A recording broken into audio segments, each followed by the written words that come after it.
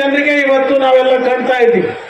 ಪ್ರತಿ 4 ವರ್ಷಕ್ಕೊಂದು ಸಾರಿ ಆಗಸ್ಟ್ ತಿಂಗಳಲ್ಲಿ ಕೃಷ್ಣಾ ನದಿ ಮಹಾಪೂರ ಬಂದ ಅನೇಕ ತೊಂದರೆಗಳಾಗಿರ್ತಕ್ಕಂಥ ಸಂದರ್ಭದಲ್ಲಿ, ಕೃಷ್ಣಾ ನದಿ ಮಹಾಪೂರ ಬಂದಂಥ ಸಂದರ್ಭದಲ್ಲಿ ನಾನು ತಾಲೂಕಾ ಆಡಳಿತಕ್ಕೆ ಅಭಿನಂದನೆಗಳಿಂದ ಈ ಸಂದರ್ಭದಲ್ಲಿ ನಾನು ಹೇಳಲಿಕ್ಕೆ ಬಯಸ್ತೀನಿ. ಇವತ್ತು ತಾಲೂಕು ಬಂದಂಥ ಸಂದರ್ಭದಲ್ಲಿ ಬಹಳ ಅಚ್ಚುಕಟ್ಟಾಗಿ ಅದು ದನ ಇರಬಹುದು, ಜಾನುವಾರುಗಳಿರಬಹುದು, ಹಾನಿ ಆಗದ ನಿಟ್ಟಿನಲ್ಲಿ ಬಹಳ ಉತ್ತಮ ರೀತಿಯಿಂದ ಕಾರ್ಯಗಳನ್ನ ಮಾಡಿರ್ತಕ್ಕಂಥದ್ದು ಅದು ತಾಲೂಕು. ನಾನು ನಿಮ್ಮೆಲ್ಲರ ಪರವಾಗಿ ಅಭಿನಂದನೆಗಳನ್ನ ಈ ಸಂದರ್ಭದಲ್ಲಿ ನಾನು ಹೇಳಲಿಕ್ಕೆ ಬಯಸ್ತೀನಿ. ಈ ಕೃಷ್ಣಾ ನದಿ ಮಹಾಪೂರದ ಕೆಲವೊಂದು ಬಹಳ ದೊಡ್ಡ ಸಮಸ್ಯೆಗಳಾಗಿರ್ತಕ್ಕಂಥದ್ದು, ಅದು ಪುನರ್ವಸತಿ ಕಲ್ಪಿಸ್ತಕ್ಕಂಥದ್ದು ಇರಬಹುದು ಮತ್ತು ಶಾಶ್ವತವಾಗಿ ಸ್ಥಳಾಂತರ ಮಾಡ್ತಕ್ಕಂಥ ಸಮಸ್ಯೆಗಳು ಇವತ್ತೇನು ರಾಜ್ಯದ ಮುಖ್ಯಮಂತ್ರಿಗಳಾಗಿರ್ತಕ್ಕಂಥ ಸನ್ಮಾನ್ಯ ಸಿದ್ದರಾಮಯ್ಯನವರಿಗೆ ಆ ಸಮಸ್ಯೆಗಳನ್ನ ನಾನು ಮನವರಿಕೆ ಮಾಡಿಕೊಟ್ಟಿದ್ದೀನಿ. ಅದನ್ನ ಪೂರಕವಾಗಿ ಅವರು ಸ್ಪಂದನೆಯನ್ನ ಕೊಟ್ಟಿದ್ದೀವಿ. ಆ ಸಲಹೆಗಳನ್ನ ಬಹಳ ಸಂತೋಷದಿಂದ ಒಪ್ಪಿ ತರೋಣ ಅಂತಕ್ಕಂಥ ಮಾತನ್ನ ಈ ರಾಜ್ಯದ ಮುಖ್ಯಮಂತ್ರಿಗಳು ನಮಗೆ ಭರವಸೆಯನ್ನ ಈ ಸಂದರ್ಭದಲ್ಲಿ ನಾನು ಹೇಳಲಿಕ್ಕೆ ಬಯಸ್ತೀನಿ.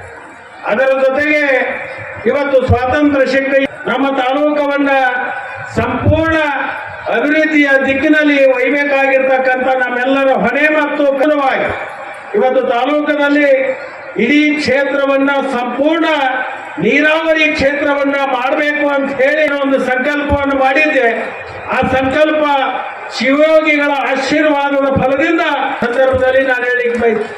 ಪೂರ್ವ ಭಾಗದಲ್ಲಿ ಇರ್ತಕ್ಕಂಥ 60,000 ಎಕರೆ ಜಮೀನು ಆ ಯೋಜನೆಯನ್ನ ಇವತ್ತು ಕೊಟ್ಟಲ್ಗಿ ಅಮ್ಮಾಜೇಶ್ವರಿ ಅಂತಕ್ಕಂಥ ಯೋಜನೆಗೆ ನಮ್ಮ ಸರ್ಕಾರ ಮುಖ್ಯಮಂತ್ರಿಗಳಾಗಿರ್ತಕ್ಕಂಥವ್ರು, ಅದರ ಜೊತೆಗೆ ಉಪಮುಖ್ಯಮಂತ್ರಿಗಳಾಗಿರ್ತಕ್ಕಂಥ ಡಿ.ಕೆ. ಶಿವಕುಮಾರ್ ಅವರು 500 ಕೋಟಿ ರೂಪಾಯಿಗಳನ್ನ ಮಂಜೂರಾತಿಯನ್ನ ಮಾಡಿ ಅದಕ್ಕೆ ಈಗಾಗಲೇ ನಾವು ಕಾರ್ಯವನ್ನು ನಾವು ಪ್ರಾರಂಭ ಮಾಡಿದ್ದೀವಿ. ಇವತ್ತು ನಾವೆಲ್ಲರೂ ಸಂಕಲ್ಪ ಮಾಡೋಣ, ಆಗದ ನಮ್ಮ ರೈತರಿಗೆ ಅದು ಬಹಳ ದೊಡ್ಡ ವರದಾನ ಆಗ್ತಕ್ಕಂಥ ಒಂದು ಕಾರ್ಯಕ್ರಮ.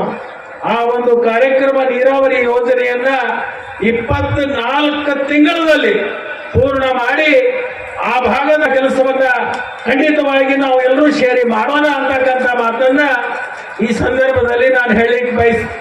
ಅದರ ಜೊತೆಗೆ ಮೊನ್ನೆ ನಾನು ದಿಲ್ಲಿಗೆ ಹೋದಂತ ಸಂದರ್ಭದಲ್ಲಿ ಅದೇ ಯೋಜನೆ ಸೇರ್ಪಡೆ ಮಾಡಿ ನಬಾರ್ಡ್ದಿಂದ ಹಣವನ್ನು ತರುವಂತ ಯೋಜನೆಯನ್ನು ಕೂಡ ಇದು ಆಗಿದೆ ಅಂತಕ್ಕಂಥ ಮಾತನ್ನ ಈ ಸಂದರ್ಭದಲ್ಲಿ ನಾನು ಹೇಳಲಿಕ್ಕೆ ಬಯಸ್ತೀನಿ. ಕಾರಣ ಏನಂದ್ರೆ ಇವತ್ತು ರಾಜ್ಯ ಸರ್ಕಾರದ ಹಣದಿಂದ ವಿಳಂಬ ಆಗಬಾರದು ಅಂತ ತಿಳ್ಕೊಂಡು ಅದನ್ನು ನಬಾರ್ಡ್ ಯೋಜನೆಯಲ್ಲಿ ಡಿ.ಕೆ. ಶಿವಕುಮಾರ್ ಅವರು ಅದನ್ನು ನಬಾರ್ಡ್ ಯೋಜನೆ ಒಳಗೆ ಸೇರಿಸಬೇಕು ಅಂತ ಹೇಳಿ ಪ್ರಸ್ತಾವನೆಯನ್ನ ನಾನು ಕೇರೆಯನ್ನ ನಬಾರ್ಡ್ಗೆ ಕಳಿಸಿ ನಬಾರ್ಡ್ ಅಧಿಕಾರಿಗಳ ಜೊತೆಗೆ ಚರ್ಚೆ ಮಾಡಿಕೊಂಡು ಅದಕ್ಕೆ ಒಪ್ಪಿಗೆ ನಾವು ಪಡ್ತಿದ್ದೀವಿ ಅಂತಕ್ಕಂಥ ಮಾತನ್ನ ಈ ಸಂದರ್ಭದಲ್ಲಿ ನಾನು ಹೇಳಿಕ್ಕೆ ಬಯಸ್ತೀನಿ. ಅದರ ಜೊತೆಗೆ ಕಳೆದ ಇದೇ 77ನೇ ವರ್ಷದ ನಾನೊಂದು ಮಾತು ಹೇಳಿದೆ. ಇವತ್ತು ಭಾರತಕ್ಕೆ ಸ್ವಾತಂತ್ರ್ಯ ಸಿಕ್ಕು 75 ವರ್ಷ ಅಮೃತ ಗಳಿಗೆಯಲ್ಲಿರ್ತಕ್ಕಂಥ ಸಂದರ್ಭದಲ್ಲಿ ನಮ್ಮ ಅಥಣಿ ಪಟ್ಟಣಕ್ಕೆ ಶಾಶ್ವತವಾಗಿರ್ತಕ್ಕಂಥ ದಿನದ 24 ಗಂಟೆಗಳ ಕಾಲ ಕುಡಿಯ ನೀರಿನ ವ್ಯವಸ್ಥೆ ಏನು ಆಗಬೇಕು ಅಂತಕ್ಕಂಥ ಬಯಕೆ ಇತ್ತು. ಅದಕ್ಕೆ 116 ಕೋಟಿ ರೂಪಾಯಿಗಳ ಮಂಜೂರಾತಿಯನ್ನು ಮಾಡಿಕೊಂಡು ಕಾರ್ಯವನ್ನ ಪ್ರಾರಂಭ ಮಾಡಿದ್ದೀವಿ.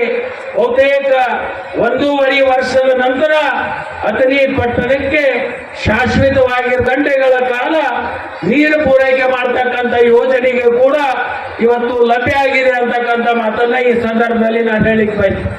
ಅದರ ಜೊತೆಗೆ ನದಿ ದಂಡೆಯಲ್ಲಿ ಇರ್ತಕ್ಕಂಥ ಎಡಕ್ಕೆ ಮತ್ತು ಬಲಕ್ಕೆ ಯಾವ ನೀರವನ್ನ ಕುಡಿದು ಸಮಸ್ಯೆ ಆಗ್ತಕ್ಕಂಥದ್ದನ್ನು ಕೂಡ ಗಮನದಲ್ಲಿಟ್ಕೊಂಡು ಆ 2 ಯೋಜನೆಗಳನ್ನ ಪ್ರಾರಂಭ ಮಾಡಿ ಒಟ್ಟು ಅಥಣಿ ತಾಲೂಕದಲ್ಲಿರ್ತಕ್ಕಂಥ ಎಲ್ಲಾ ಹಳ್ಳಿಗಳಿಗೂ ಕೂಡ ಕುಡಿಯುವ ಶುದ್ಧ ಕುಡಿಯುವ ನೀರಿನ ಯೋಜನೆಯನ್ನ ಇವತ್ತು ಪ್ರಾರಂಭ ಮಾಡಿರ್ತಕ್ಕಂಥ ಸ್ವಸ್ಥ ಪ್ರಜಾಪ್ರಭುತ್ವಕ್ಕಾಗಿ ನಮ್ಮ ಧ್ವನಿ.